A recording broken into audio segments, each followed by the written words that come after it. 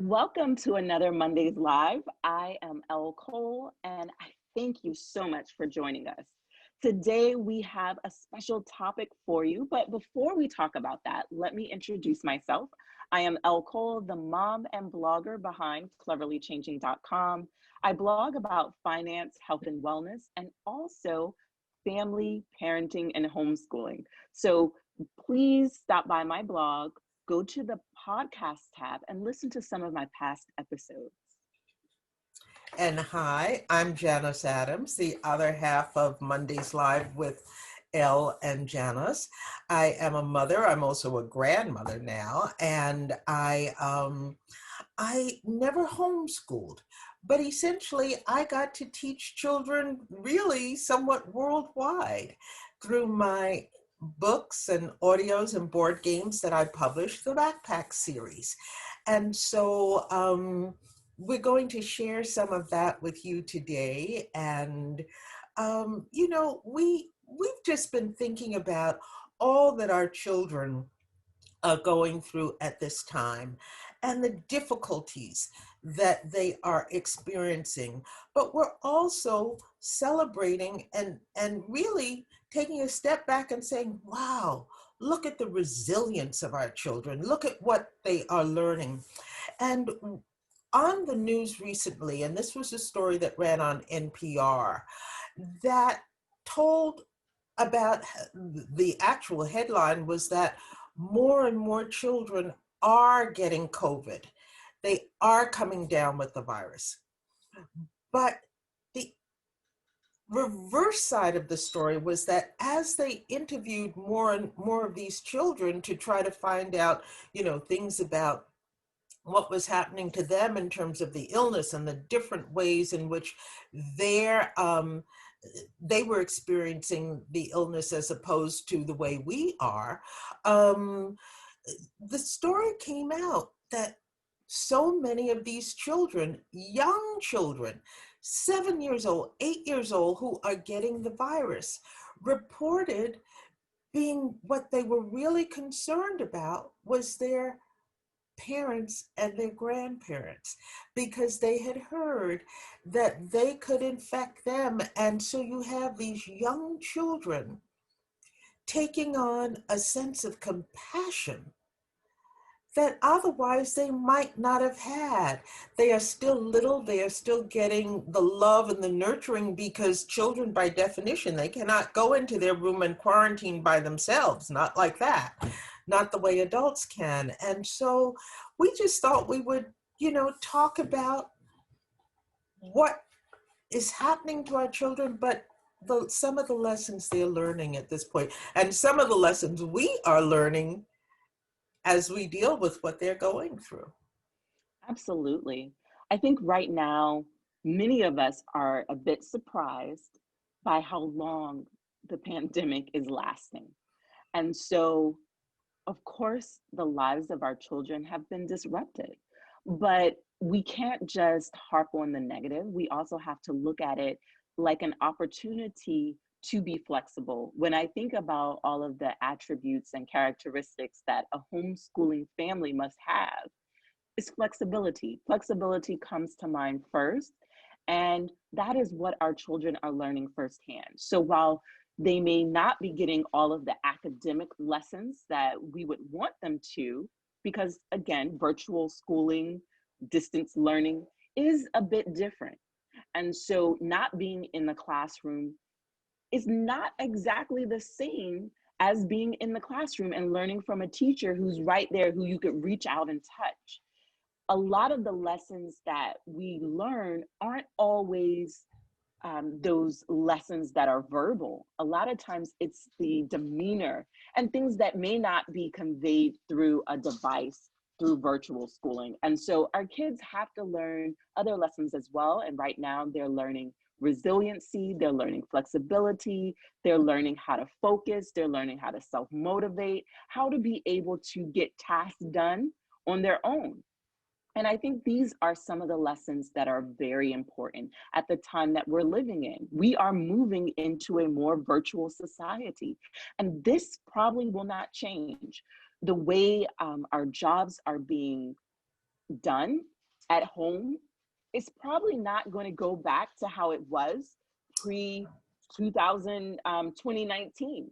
Our whole landscape of work and how we get things done is going to change for the future. And so it is great that our kids are having that opportunity while they're young to really learn some habits that are beneficial, that will help them self-pace, so that when they are forced to work from home in the future, which probably will happen, they will be more able to do that because they've had these opportunities while they were young. And so it's not all bad. It's just an opportunity for them to pivot, for them to rethink how things were done. And I think it's important for us as parents to also be flexible with our kids. So, we may have wanted them to learn so many academic lessons, but we cannot undervalue the emotional lessons that they're learning now. And so I just think this is an important time where we have to just kind of encourage our kids to be resilient, encourage them to, you know, to do things around the house. A lot of homes are cooking more from scratch because a lot of places just aren't open like they used to be. And so it's giving people a new opportunity to be creative in other ways. Some homes are doing more home projects and the whole family can be involved. So there are some skills and there are some lessons that are being learned that probably would not have been learned prior to this experience. And so we have to take that and we have to build upon it and really help our kids sort those things out. It's also giving us an opportunity to sort out our feelings. And, um, you know, telehealth has become much more popular. So it's giving us new ways to get things that we need from other professionals without even leaving our homes. So there are some good lessons that are coming out of this experience as well. It's interesting when you say the word build stood out for me in what you were saying, because essentially we don't know the world that our children are going to live in. The world that they're going to live in is not what it was in 2019. The world that we're going to live in is not what it was in 2019. I I almost I've written about being a person who lost 3 extended family members in 36 hours.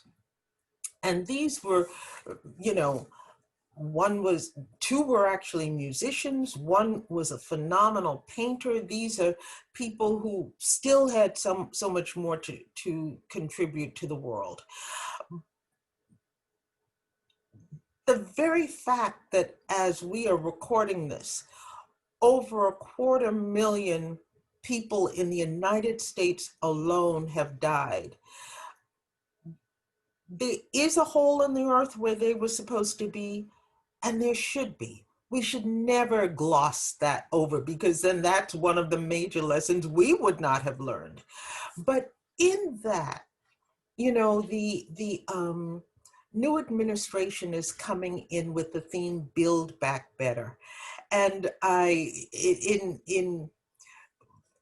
in the midst of thinking about the loss, but in the midst of also thinking about going on, I laugh to myself sometimes and I say, all of this, everything that's going on worldwide, this pandemic, the fact that there is no one who's escaping it.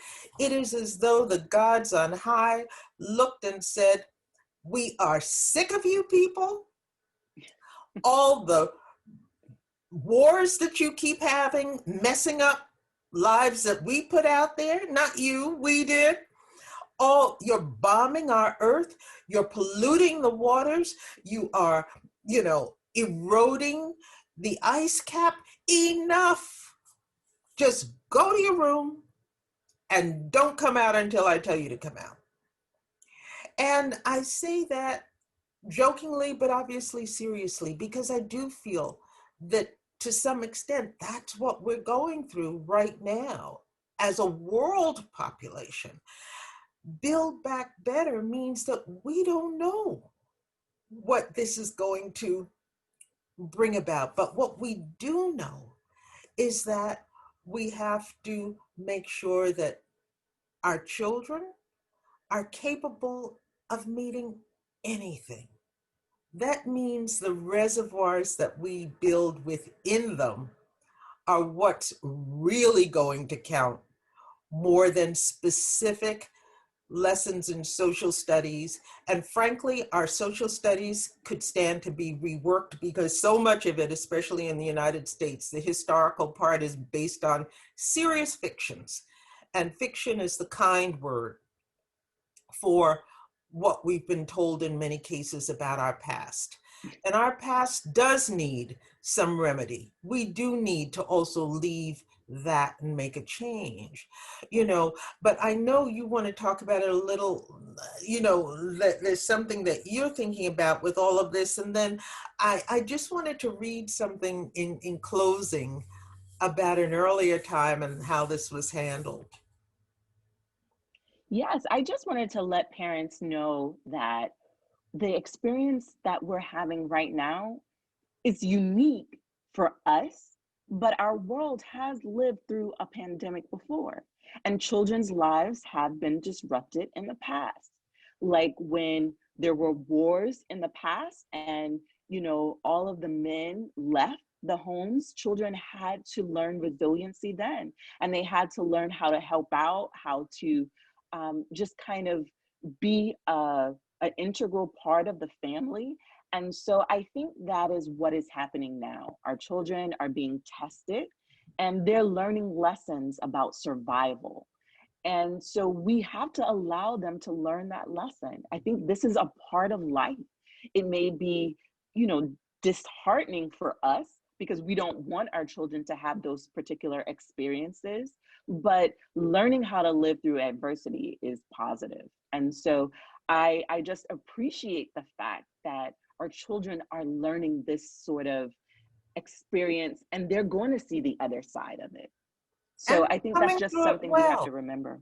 I'm sorry, I didn't mean to step on you, but I thought you were finished. I was just going to say they're learning it, but they're also coming through it. We can see it. We can see the difference in them. We can see some things that are coming to them, gifts to them, really. So that the world that they are going to make, and even the little ones, because they're going to have to teach their teachers how to teach them when they come back. What the fifth grade teacher was planning to teach, because that is what we've established as the curriculum, is going to have to change. It just is. And the people who did go through it before, we call it a pandemic now, but it was called a plague before. It was called an epidemic. It was called, what was it? The Spanish flu, which was essentially the last huge worldwide pandemic, 1918, that we had a century ago. So, and the world kept spinning and demanded that we go along with the process, with all of it. In the little time we have left, I just thought I would read this section from my book Sister Days, and I'll just hold up the cover to it. And but it is about a master teacher named Fanny Jackson Coppin. And she was the one who, for years in the early 20th century, she was the principal of Philadelphia's prestigious Institute for Colored Youth, as it was called then.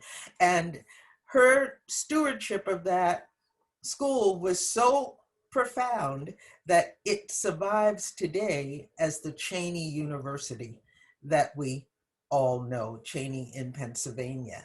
One of the really great historically Black colleges and university. I think among its graduates now, I think of it, are Oh my goodness, Kwame Nkrumah went there, the first modern president of Ghana. And I think even Thurgood Marshall may have gone there. I'm trying to remember off the top of my head, but I mean, that's the Cheney that we're talking about. But anyway, this is a story that was told about her by a student of hers. And this is a quote from a letter that he wrote. He said, "I first made Mrs. Coppin's acquaintance while I was contemplating the prospect of a sound trouncing." You know, we talk about nature giving us all a timeout and all of that. Well, this boy had had so many timeouts that he was being sent down to Mrs. Coppin, the principal. And he said that Mrs. Coppin walked over to me and asked my name. She talked pleasantly to me and won my confidence. Finally, she asked me what I intended to be after leaving school. I promptly answered, a clerk. Now, understand, this is at the period of time when African American students societally are being restricted to, in not only in terms of their jobs, but in terms of their imaginations of what their jobs could be. So as a clerk, he was imagining himself beyond being essentially someone who deals with a caretaker of someone else's property. You know, we have to see it in that sense. He's not being the yard boy. He's a clerk. He sees himself that way.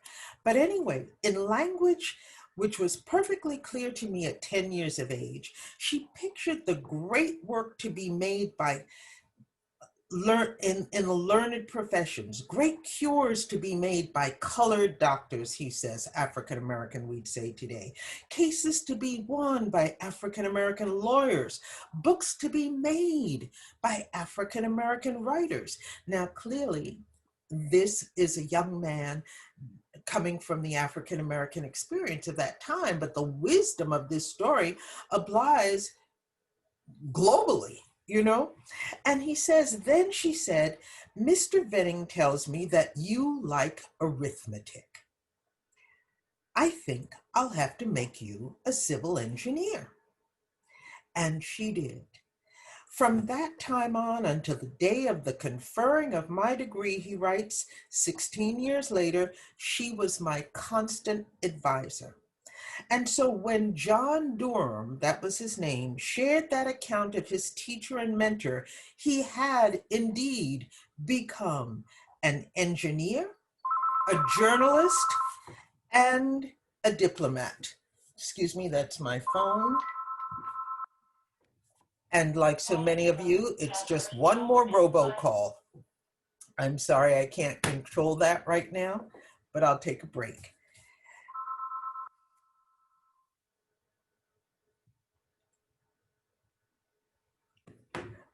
When John Durham shared that account of his teacher and mentor, he had indeed become an engineer, a journalist.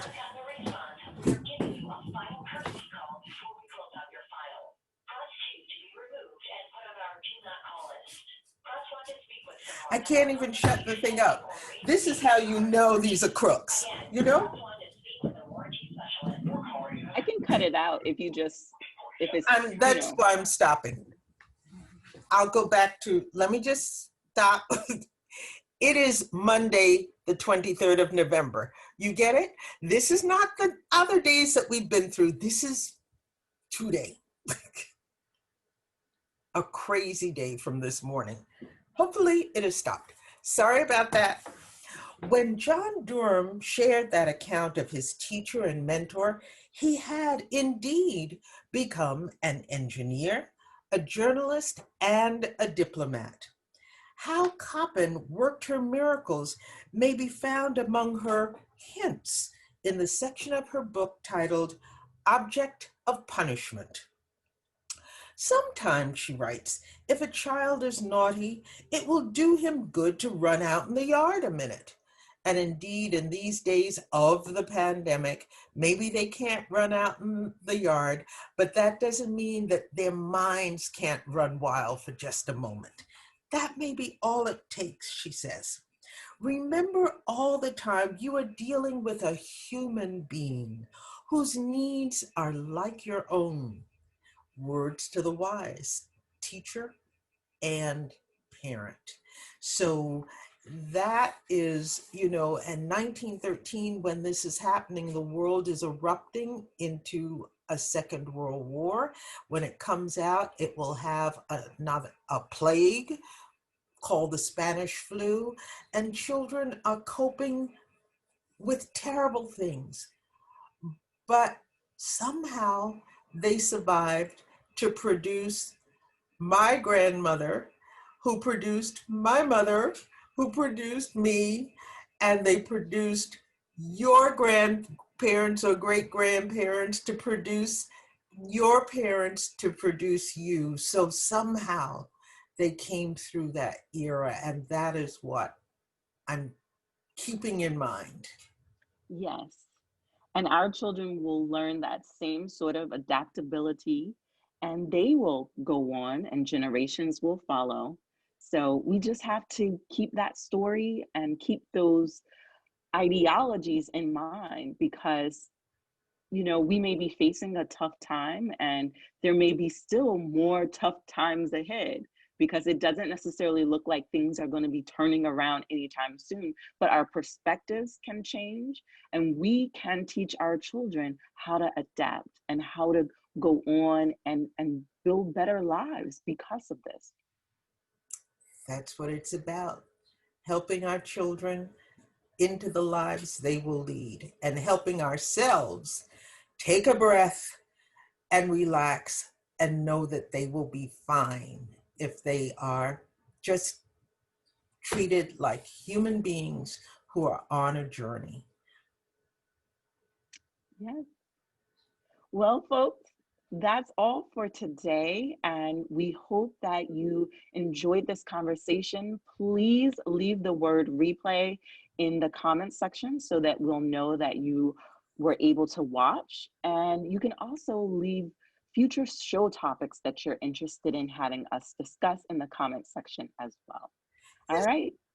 And we'd love just your comments. Maybe you have a teacher that you loved as well, who gave you the kind of life lesson that John Durham's teacher gave him. Whatever. We'd love to hear from you. I'm Janus Adams of janusadams.com. And I'm Elle Cole from cleverlychanging.com.